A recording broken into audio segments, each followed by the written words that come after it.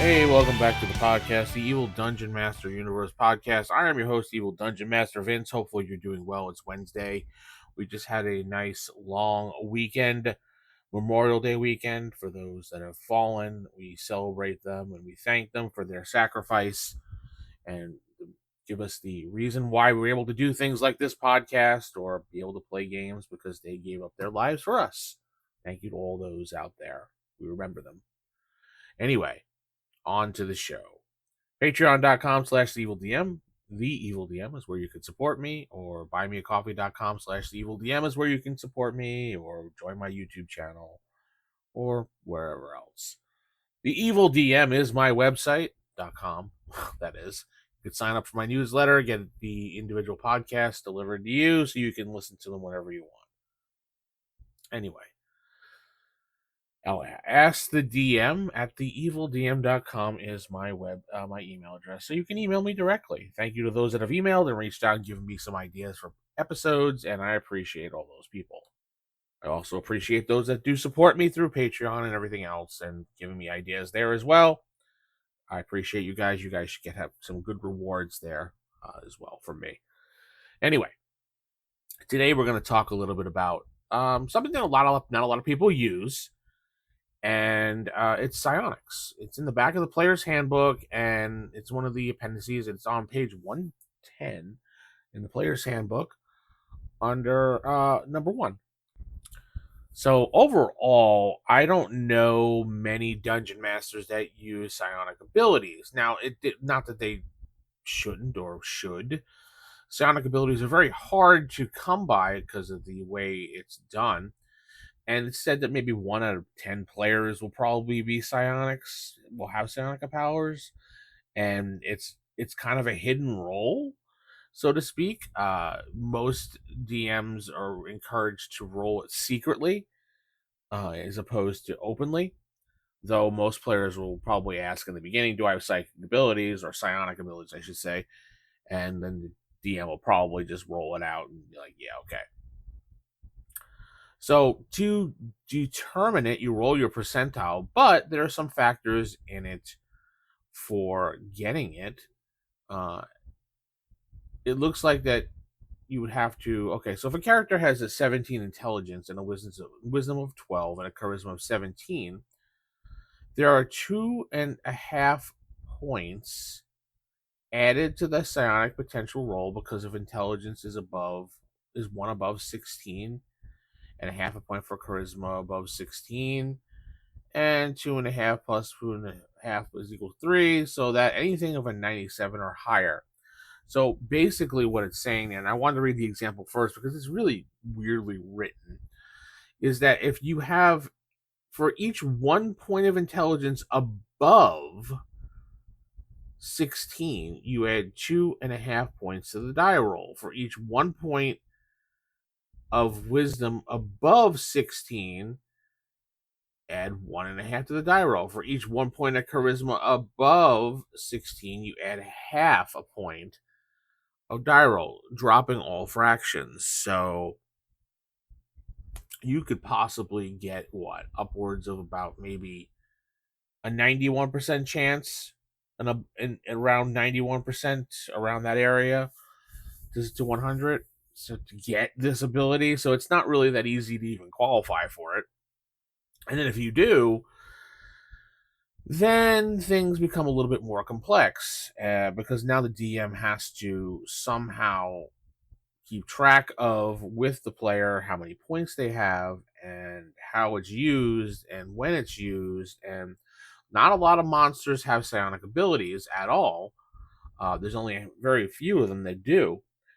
And a player with psionic ability is going to definitely crush things that don't have it. So it feels psionics always felt to me like I was playing a Jedi in D&D. Not gonna lie, I always thought of psionics as basically a Jedi in D&D. It's the only way I can describe it in my mind, because it's not like a magic user. It's point-based system, and you have various attacks that you can do, and it just reminded me of being a Jedi always. So I never actually included these in my campaign. I didn't care about psionic powers. None of my players even cared about it either that I ever really run into. I think one time I remember playing way back then with Joe, DM, and I asked if I had psionic abilities, and he did his little roll and said no. And then that was the end of it. I didn't really care after then because, whatever. Once you qualify for having or have the innate ability of a psionic person, then you have to decide how many attack modes have and how many defensive modes you have. Now you can range from 1 to 5 different attack modes when it comes to psionic abilities, like Sonic Blast, Mind Thrust, Ego Whip, Insinuation, and Psychic Crush. And then they go on to describe which each one of them are and how many points they cost per usage when it comes to it. Now, the point system is another type of roll.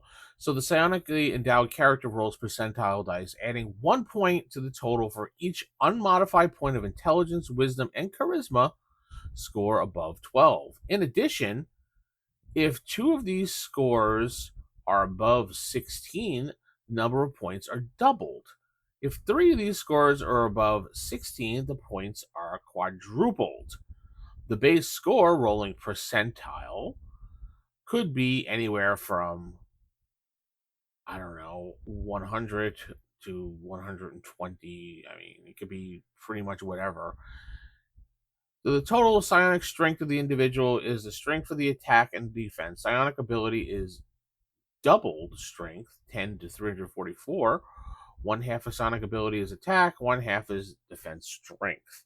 So you have to have points for either or when using them. Then you would roll to see how many attack modes you have, like I said. Then you would roll to see how many defense modes you would actually have and how much the point for those do work.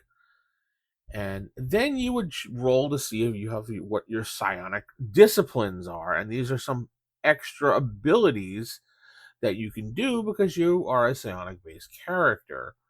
Now you roll again on another chart to tell you how many disciplines you have. And you can have minor disciplines and major disciplines. Obviously, rolling higher on the percentile will give you more of both. The lower you roll, the lower you get. So once the number of disciplines possessed is known, the character determines by randomly rolling a die on which disciplines he or she knows. So once you roll on the chart here on page 111, under psionic disciplines, you can get anywhere from 1 to minor, 0 major, to 4 minor and 2 major abilities. Then you would roll next on the chart here and under the minors, and it is a weird looking chart.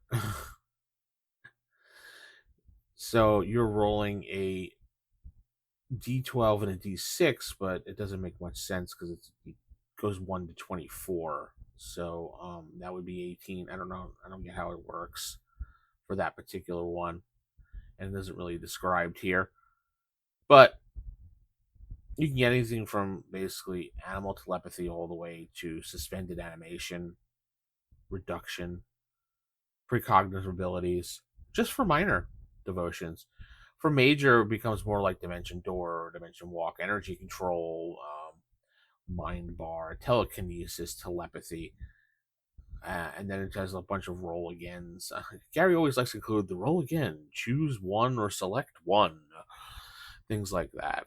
And then it goes into explaining the different abilities of the minor devotions and the major devotions and how many points each cost per round.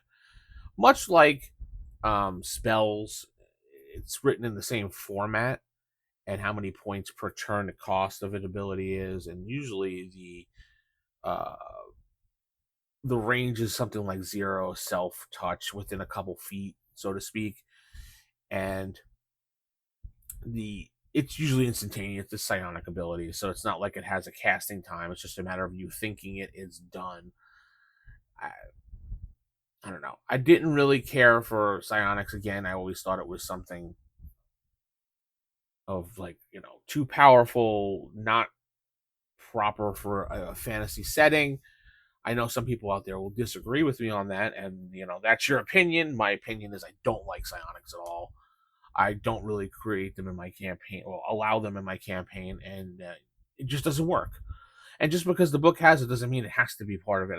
I'm sick of that too, honestly. People are like, well, the book says you can have it. I don't give a shit if the book says you can have it.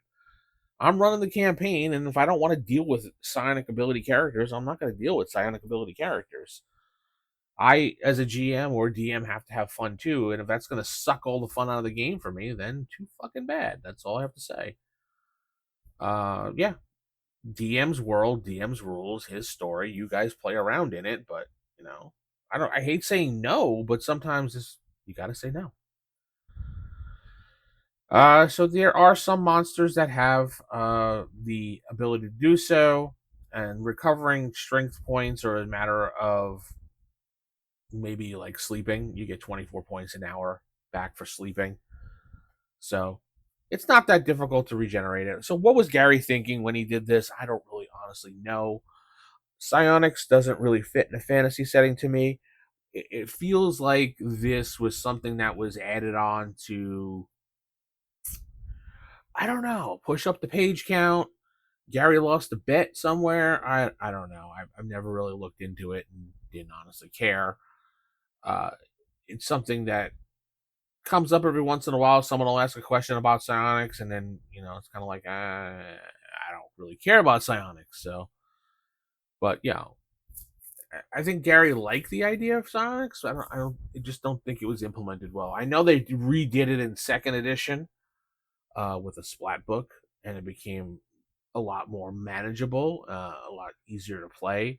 It felt more, I guess, more like a class that's easily played as opposed to something that's just stapled on with extra things. I don't know. You tell me in the comments below what you think about Psionics in first edition.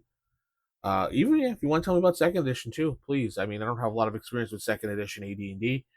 I know I saw it, and a lot of people say that it's a lot better Psionic in second edition. So comment below, comment on Spotify, comment on my blog. Let me know all about it. Until then, keep it original, keep it old school. Good night, and God bless everybody.